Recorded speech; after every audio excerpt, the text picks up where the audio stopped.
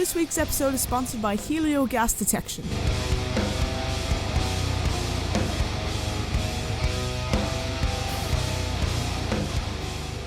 Hey everyone, this is Letty for the Smashing Skull Sessions. I'm joined by Gareth from Gurt. How are you doing, Gareth? Hello, I'm all good. Thank you very much. All good to hear. So, welcome to the podcast. To our listeners who maybe haven't heard of you before, could you introduce yourself and your role in the band? I am Gareth Kelly. I am the one that people unfortunately have to listen to screaming a lot. So yeah, I am the front man. And I also do pretty much most of the stuff in the background. So I do gigs, all the merch, all of that stuff. And obviously I'm currently knee deep in vinyl and CD for the new album, getting ready to post out to all of our lovely people that have pre-ordered it. A man of many talents. Something like that. a stressed human that's taken on way too much is probably a better way. You get off stage, take off the singer hat, put on the merch guy hat. Oh, yes. Yeah. Anyone that's seen us will know that my first thing is I scuttle off straight to the merch stand to hopefully sell lots of bits. How would you describe your sound? My sound or the band sound? The band sound, but you can say your sound as well. Do you know what? I don't know. Okay, obviously we get asked this sort of stuff quite often, but we started off in the world of like sludge and doom, which we kind of still are. But I think we've sort of evolved to the point where we're not really anything anymore. That seems like a bit of a cop-out, like a bit of everything.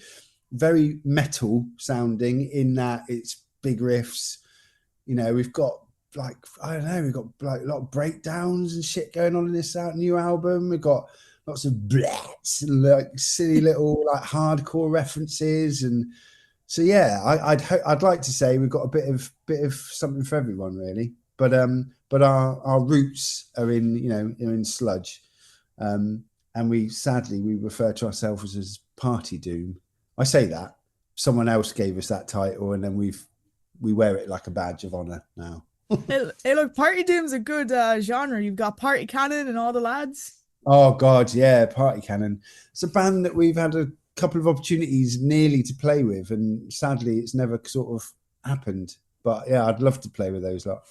Lads from Party Cannon, Chris, if you're watching, make this happen. Mate, we'd do you proud, that's for sure.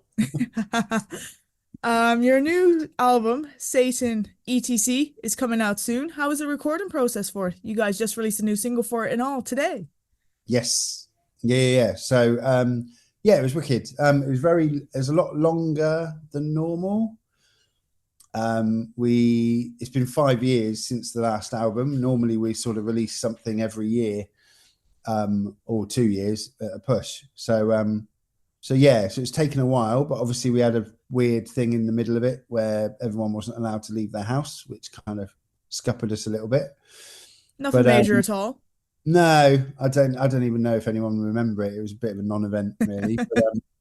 but yeah, so that sort of scuppered things a bit, but we sort of picked up. We had a few songs that are on the album that we started writing as long as like 3 years ago, and we sort of just kept with it. We don't like to ditch songs and start new things. If we've come up with a good idea, we always like to stick with it and make sure it comes to a conclusion, no matter how long it takes us. And I guess a lot of these took us a while. So yeah, it was long.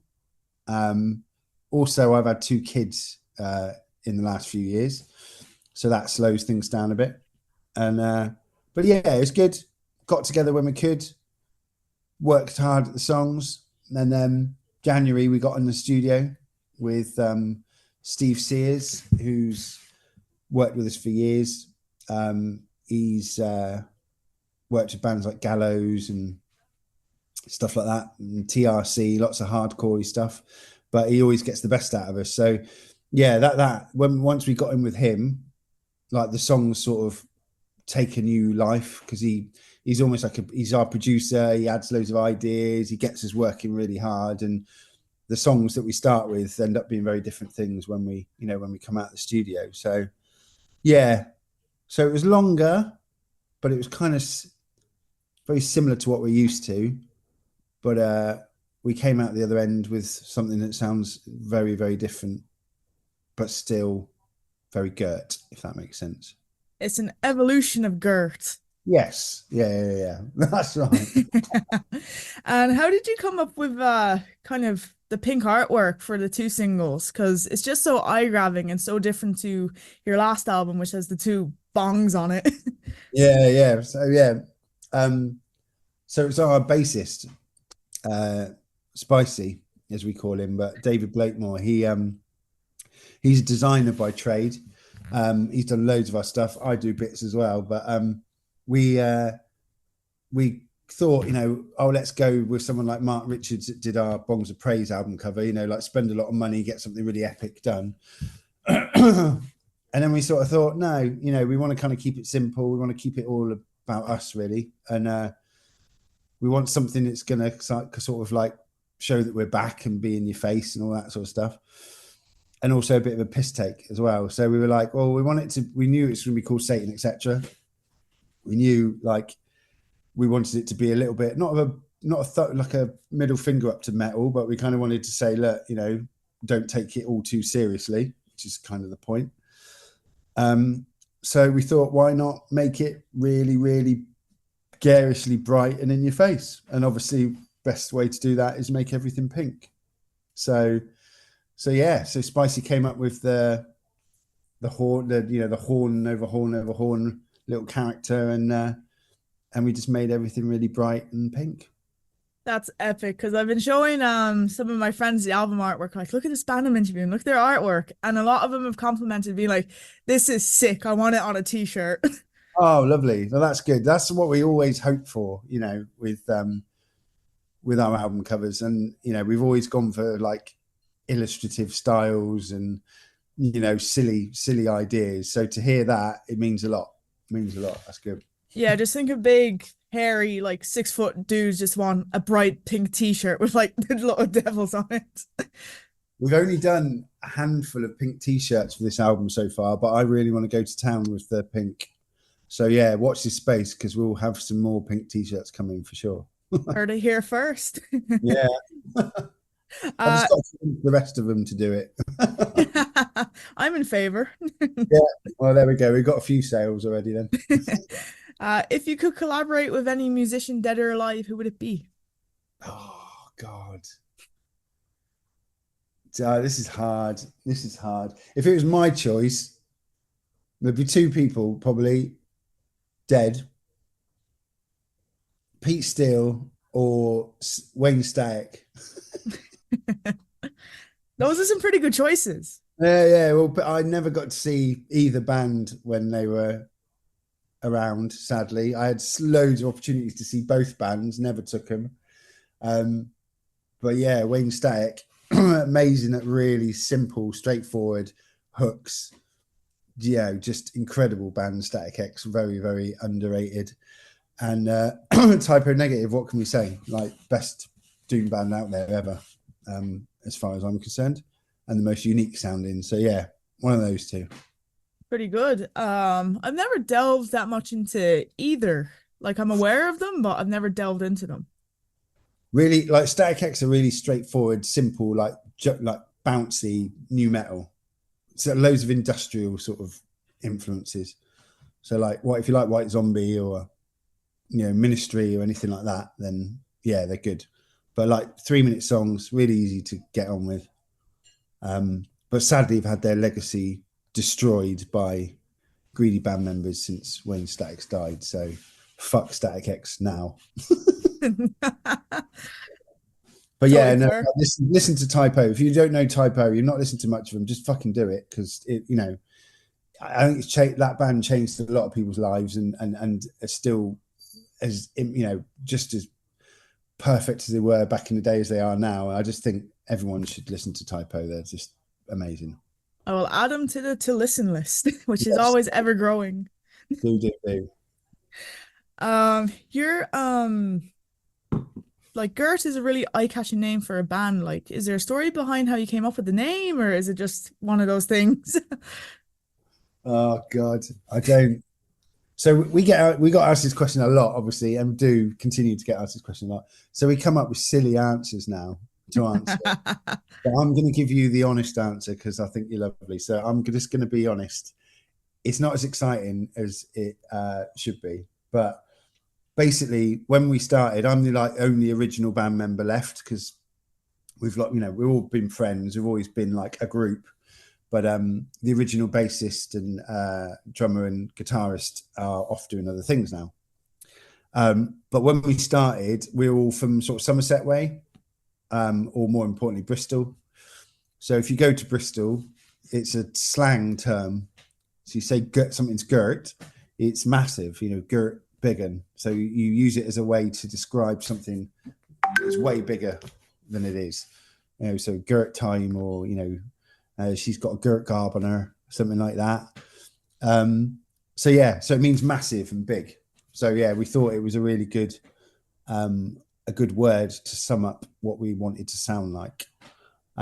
We wanted to be called Gunt, but someone had stolen that name at the time, and we didn't want to have the same name as another band, so we went with Gurt instead, and it's great.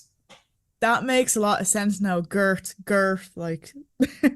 Yeah, that's it. But yeah, if you talk to any Bristolian, they know exactly what we're all about and where it's come from. So yeah. That's epic. And your vocals, Gareth, are insane. Like, I was playing some music for my mom earlier and she was like, oh my God, my throat hurts just hearing him. How do you keep your voice in check? I don't know. And I get asked a lot. I don't know. I don't know. I'm not like trained or, not really been in a band before. Obviously, we've been around 15 years now, but before that, I'm in my 40s now, and I wasn't in a band when I was younger or anything. So, yeah, it all started as just like, let's just see whether it can be a thing. And it took me a while to sort of get the hang of it, but a lot of it's from down here. It's not through your throat. Whereas the reason why a lot of people fuck their voices up or lose their voices or whatever because they're not singing right. But I guess I'm generally quite loud as well. Ask my wife and my friends. So I just get on with it, and just enjoy myself and just be loud and like I say, just try my hardest not to damage my voice. But 15 years in and nothing bad's happened yet, so I must be doing something right. Touch wood. Yeah. Obviously I got a lot of big influences as well, which helped. So like, I don't know whether you know bands like Will Haven, Raging Speedhorn, even like Cradle of Filth, like Danny Filth is like just massive influence. So I've obviously like looked and studied a little bit, I guess, people that I inspire and sort of try and sort of take on a little bit of all these people that I love and sort of pay homage, I guess, a little bit to all my favorite vocalists. I think even with instruments, everyone takes bits and pieces of who they're like influenced by. Absolutely, yeah, that's it. Do you have any album releases you're looking forward to in 2024, or any that have come out so far that you really like? You know what? I don't know what's actually coming out ahead. I'm sure there'll be something, but in terms of like this year, I have been listening to, let me look, sorry. It's all good, take your time. Really caught my guard there. Broome, obviously, our friends in Broome. How could I miss that? So the original guitarist in Gurt that I mentioned before, he lives in San Francisco now. So their band Broome have just released their new album. They are really like sad doom, but they've got a new cellist as well. And it's just incredible. I've always just thought it sounds like Portishead, like down-tuned, real sort of trip-hoppy sort of influences and stuff. So yeah, definitely Broome is one of the better ones so far. Earth Tone 9, my favourite band ever. They've got an album coming out. Nice. Another British band from like Nottinghamish way. So yeah, that's a good one.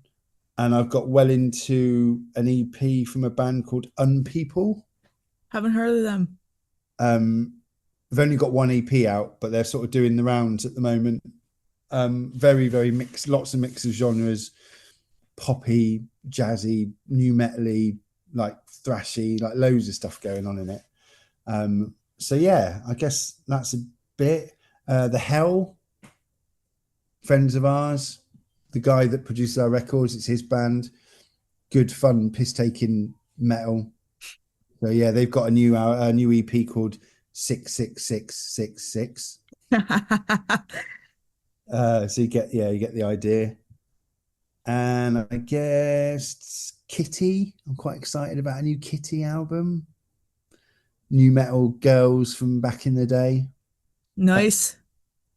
So yeah, loads of stuff. I just didn't think of anything, did I? And now it's loads. A big variety. Yeah.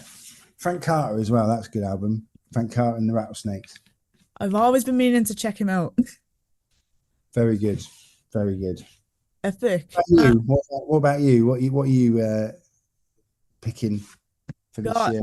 this is the first time I've ever been asked this. There you go. Sure, Neck Deep's album came out in January, the same day as Green Day's, Saviors.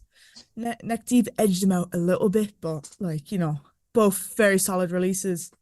I haven't heard Green Day for at least 2 albums. I don't think. I sort of went off of it a little bit. This is like their back to basics album.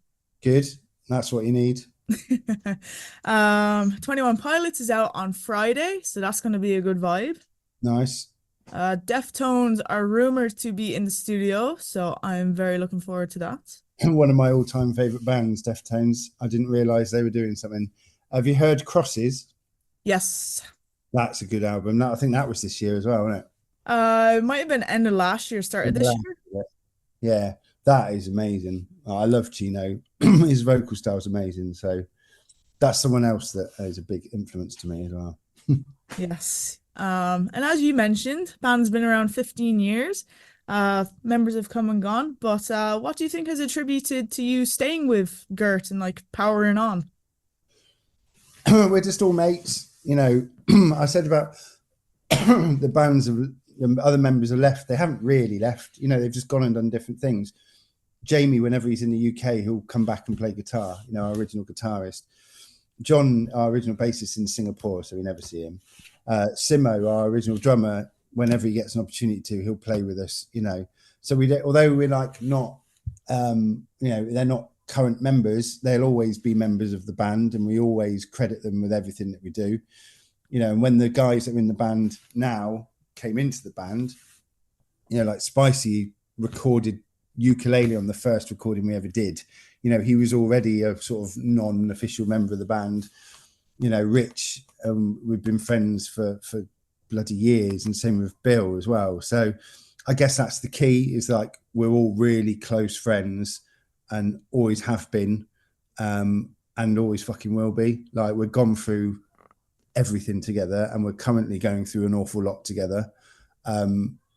So yeah, that is the most, I'm going to get a bit upset the way I'm sorry, but you know, is the most important thing, is that having that friendship and being close with everyone in your band, and just second, you know, knowing everyone, how everyone's thinking and what everyone's doing, that is just absolute key. And I think when you see bands last, like, you know, 30 seconds, when they all break up and split up, and you see people start bands with brand new groups of people, you can see it, you know, you can see straight through it. You know, the thing to long lasting bands, successful bands, I think, is long lasting friendships. And yeah, that's absolutely 100% what it is. It has to run deeper than the title of band member. Yeah, absolutely. Yeah. I don't want to be cheesy and say like you die for each other, but you know, it ain't far off. You go for a copyright lawsuit for each other. Yeah, exactly. And we always talk about that. When I inevitably push my luck and get sacked from the band and start Gareth Kelly's Gurt, the rest of them will sue my pants off me. And we're on to our last question. Do you have any advice for anyone wanting to start a band in 2024? I guess you gave a part of that advice in our last question. Well, yeah, absolutely. But I think the big key thing for me is do it yourself. Do everything that you can off your own back. I think the the industry is obviously so different anyway to what it has been and was, but there's still that sort of thought that, that people need to get a record contract and like a booking agent and all that sort of stuff. But we do everything ourselves. We do all of our merch, we release all the albums. I started my own little label just so that I could release our own stuff, and then even started promoting 15 years ago, putting on shows so that we could get the bands that we wanted to perform with and play with and be seen with, playing alongside us. It doesn't always work out. It's really hard work, but all of those things you can actually do yourself now. You could do it 10 years ago, but you certainly can do it now. So yeah, just learn how to do things, ask for advice, talk to like-minded bands or people that but just try your hardest to do everything yourself, because everyone out there will try and rip you off and take you for what you want and take all the fun out of it. And I think it's really important that you DIY for life. DIY or die. Yeah, innit? Yeah. You see it a lot in the moment though, with like the little hardcore scenes that are going on and stuff like that. Like, it's just brilliant to see everyone just not really giving a fuck and just doing things that they love. I think it's great. I think a big attribution for that was how big Knocked Loose got overnight. Yeah. I think that little scene, like massive scene, I don't sound condescending or whatever, but that area of music is absolutely, like all of that sort of stuff is just just made it blow up. Like there's such a healthy, thriving hardcore scene in Dublin. Like there's shows on every weekend and about 20 bands playing the same night, and I'm like, where are all these guys coming from? I'll tell you what I love about hardcore as well is they're big fans of matinee shows, and I want to play more matinee shows because I want to be in bed early because I'm 41 now.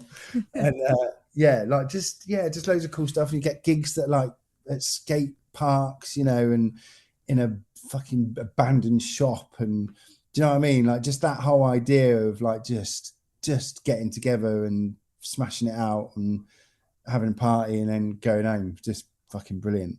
And it's been lost for many years, I think. I don't know if you've seen that video of that band playing in that Denny's restaurant in America. No. It's brilliant. It's a Denny's restaurant that's being shut down, so they got a band in there, and your man's like, "What's up? What's up, Denny's? What's up?" Oh, I love it. But yeah, all of that sort of stuff, and it gets you noticed as well, doesn't it? Exactly. Like I see bands popping up at petrol stations and like Tesco's and Subways and just setting up shop and playing. Yeah, it's good idea, mate. I love it. I love it as well. Gareth, thank you so much for sitting down and talking with me. Yeah, it's been good. Thank you very much for having me. No problem. And Satan, etc. is out now.